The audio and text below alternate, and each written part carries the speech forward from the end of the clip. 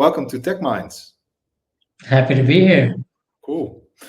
Would you mind giving a bit of an introduction first about yourself so that the listeners know who you are? Yeah, so Chai too. I have a pretty international background in terms of my parents coming from India, but I happen to be born in the Netherlands because my dad worked for a company called Shell that many people will have heard of. And throughout my life, I lived in different parts of the world, like in East Asia and in the US and California. And then in my adult life, I've lived in various European countries and now find myself in Portugal. In terms of my background, I studied computer science in the Netherlands in a university called Delft University of Technology. So I was always into sort of tech and computers from a fairly young age. However, once I actually went through university, I realized I'm not really the hardcore programmer type. So becoming a software engineer wasn't so much my thing, but I did like kind of the mindset of data and of things being structured, of information being structured. So that appealed more to me. And luckily, around the time I graduated and joined the working world. That was around the time when data was sort of dubbed as the new oil. So there's been a lot of development over my sort of 15-year career in the data space. So I'm sure you'll have some specific questions on what you want me to talk about. Good. Yeah, it's quite funny to hear sort of data is the new oil, and then the background with Shell. So oil and Shell, that's that's a quite Yeah, interesting. yeah, it's quite funny. And then, like spoke to you, Stefan, offline, I'd like to talk about Bitcoin as well, because that I think the next step then Bitcoin and AI are kind of the two new paradigms in the tech field from my perspective. But we'll get into that in a minute. Great. Yeah, yeah, definitely. That's something we definitely will be touching upon. So, yeah, the first question that I have for you is, could you tell us about your journey into data analytics? What led you to this field, and also how did you transition across different industries like banking and e-commerce and cybersecurity? So, can you guide us through that journey? Yeah, so like I said, I mean, once I was ready for the working world, I kind of knew I didn't want to go into the real software development kind of angle. So I was more interested in either human computer interaction type things or data. And so as it turned out at the time, data was like a really sort of blooming area just in all industries. People were really trying to leverage that was kind of the time just pre-smartphone era, like sort of late sort of noughties. So sort of 2008 is when I started working. That was around the time when companies were all kind of figuring out ways of how they can leverage all this internal data in order to just sort of provide more efficient and effective services and products to their clients. And secondly, how to capture more data in order to sort of maximize their business potential. So I think in a certain sense, it was logical just based on my interests and also on the fact that that's kind of the direction that all industries were looking towards. Um, yeah, in terms of transitioning from different industries, it wasn't particularly something that I planned or that I designed, but it just kind of happened by chance.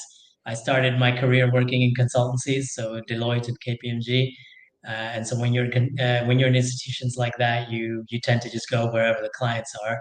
So I had some experience at a large telecoms company in the Netherlands called KPN, which is the largest telco in the Netherlands.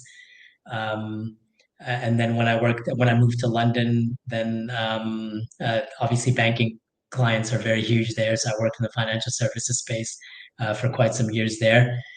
But then finally, I got a job at eBay to work in their analytics team, and then I saw this sort of proper big tech side of how the data is used, and it was definitely a very big step up compared to these sort of traditional legacy banks in terms of how sort of intelligent they are and how well they leverage all their data. So um, yeah, it's definitely been interesting to see sort of how different industries, based on how tech savvy they are, how much they sort of leverage their data. So in a place like eBay, you'll just have armies of analysts all working on very, very specific things. Whereas in a bank, you might just have one or two analysts that sort of do most of the things from an analytics perspective. So there's a lot of variance by industry. Good. Yeah. Yeah. And to tap on that as well, like how did you get into eBay, for instance, like a big, well-known company like that? How can you sort of get into that organization? Yeah. Yeah, so it was like I said, I worked in consulting, so I had experience at different clients, different industries. And then again, it's in my nature. I prefer to be more in sort of in charge of my destiny. So I became a freelancer actually while I was working in London. So then I first started freelancing with the Royal Bank of Scotland, and then brief contracts with other banks like Barclays. But I was always open to working in other industries. And once you've had a little bit of experience and you built up the right sort of credentials, as it turned out, eBay actually used a data warehousing tool called Teradata, which primarily was used by big banks. So I just happened to have the right sort of skill set. That eBay was looking for at that time. And then that kind of worked really nicely. And for me, that was a real step up in terms of just being exposed to a proper tech company and, just being exposed to big teams of analysts that are really thinking of analysts and analytics through and through, of all elements of analysis from sales. Marketing analytics and all the channel attributions of their traffic and all the different ways of looking at conversion rates and how to optimize that. So it's a completely different world when you're in a pure tech company versus a bank that's just trying to check whether all the customer data is populated and whether there's any data quality issues, very basic stuff. So um, yeah, it was just by chance and by sort of experience that I slowly made my way up into the tech space. But if somebody's new in the space, I would always advise try to find a tech company or a startup company to work for from the beginning because you're just going to learn a lot more and they're just much more tech savvy. They typically have the best tech stacks, so you learn like the most up to date and the most relevant tools that are kind of hot and in the moment rather than very legacy tools that banks will be using. Great. And I think that's very good advice for the audience. So thank you for this little sidetrack question. So we didn't prep this one, but I knew you would have a good answer on this. So thanks. So another question I have is regarding machine learning. How do you see the role of machine learning and AI evolving in the data analysis field? Yeah, it's been one of these funny topics where it's sort of gradual and then sudden.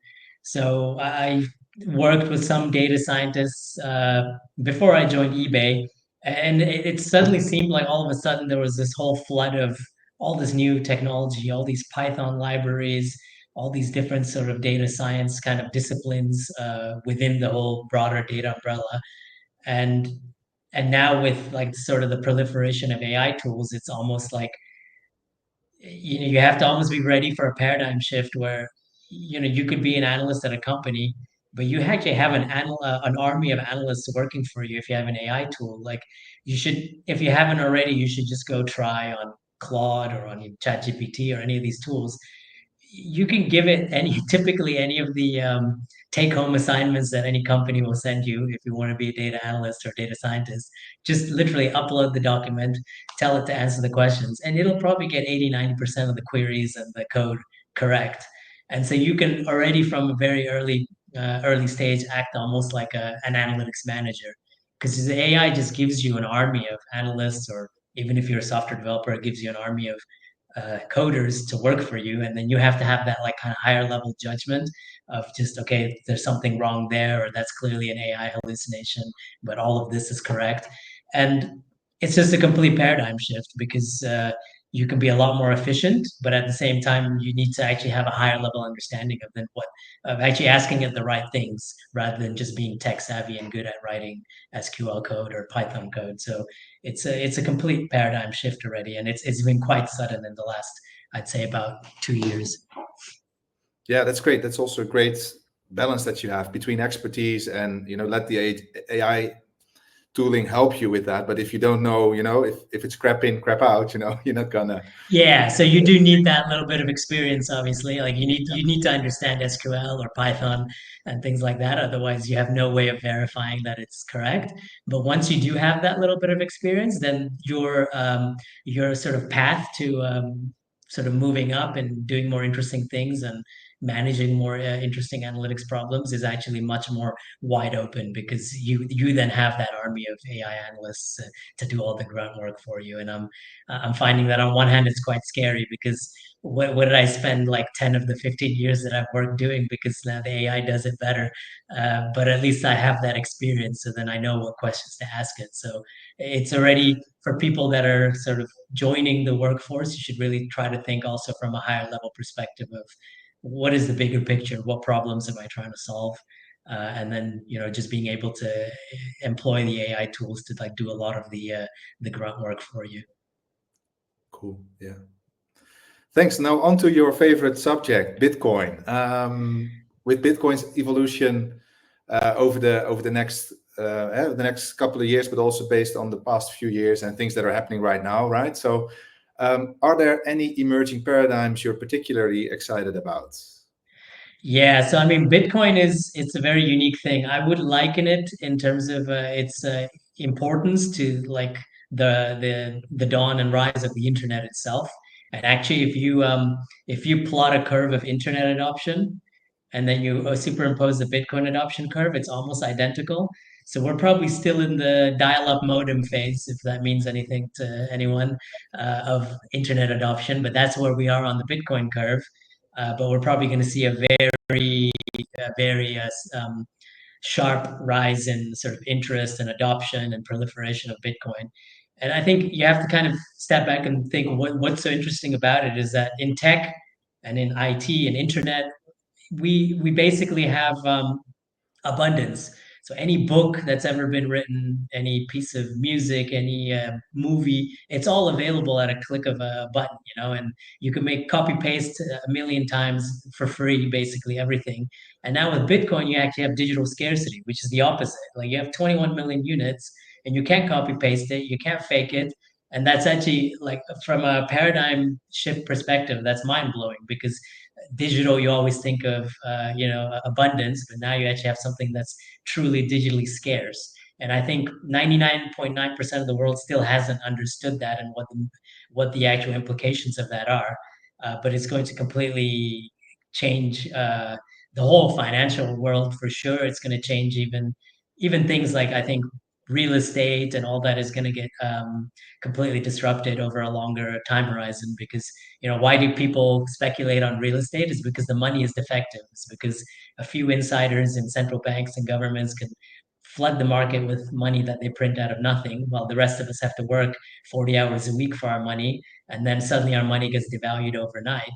And so Bitcoin doesn't allow that anymore, as long as enough people adopt Bitcoin. And so it's going to actually bring a whole new type of abundance once enough corporations as well as individuals and countries adopt Bitcoin. So it's just going to be it's going to be on the same scale as the internet. It's just that most people haven't figured it out yet. And then that's going to go hand in hand with AI, because at the same time we have this AI revolution. So, some of you might have seen the Tesla robots, the demonstration a couple of weeks ago. And many of us will have a robot like that in a few years in our house, doing all of our cleaning and our cooking and our vacuum cleaning and whatnot. And so you have to think, we're going to suddenly have all these effective machines automating our SQL queries, to our cleaning, to our cooking. And at the same time, we have like a proper hard money, like we had back in the days of gold, to store all our value and not be sort of robbed by central banks and careless governments. So it's going to be a huge paradigm shift when you take the sort of AI and the Bitcoin combination together. And yeah, you have to be creative to think, to sort of imagine what kind of world we'll live in. But I'm optimistic about it, and I think it'll actually free up people to do a lot more creative things rather than a lot of the grunt work that we have to do now. Yeah, and it's already clashing with the status quo, and more of it will happen probably in the foreseeable future, I think. And Oh, absolutely. There's going to be a huge fight back, definitely from central banks, from financial services insiders, and just from the so-called elites. But the lovely thing with something like Bitcoin is that it cannot be stopped, just like with the internet. Like, good luck trying to ban the internet globally, or even things like BitTorrent, which are used for primarily illegal things, has never remotely been close to being banned, because it's just not possible. yeah, interesting things indeed. So when it comes to someone looking to move from one industry to another within the data analytics realm, what advice would you give to someone looking to transition? Yeah, I mean, my advice generally is don't be fooled by whether it's an industry saying that you need to have specific experience in that industry, or a company specifically saying, oh, you have experience with Oracle but not with SQL Server. To me, that's all noise. As long as you're a good analyst or you're a good software developer, or you understand the tech, you can work in any industry. In my view, you can work with any tool. Like if you use one variant of SQL versus another, or even in Python, if you're familiar with Python but you haven't used a particular library, to me, these are not blockers at all. And I don't really accept when companies or industries put up these sort of fake requirements about these kind of things. Um, for me, you should just be looking at what you find interesting in terms of industry, in terms of company, and just be going for that, and not let that be a blocker in your mind. I don't think it should ever be a blocker, regardless of what area of tech you're in. Good. Yeah, my own experience also with when it comes to these vacancy lists and information there, it is to find a good excuse to say no to someone they don't like, right? So that's why they come up with this huge list. Then there's always something to pick from to say, oh, you don't really comply with part number 4, part number 7, or whatever. Yeah, or they just want to use it as a way to negotiate your salary down, but don't buy Yeah, that either. You should just apply, be confident in your skills, and be confident that, if you know the sort of the programming language or whatever it is, to the right degree, then a certain different environment or a different tool, it doesn't make a difference. That's never an excuse, and the companies shouldn't be using that as an excuse to try to pay you less, or not offer you a particular role if you have the right skills. yeah.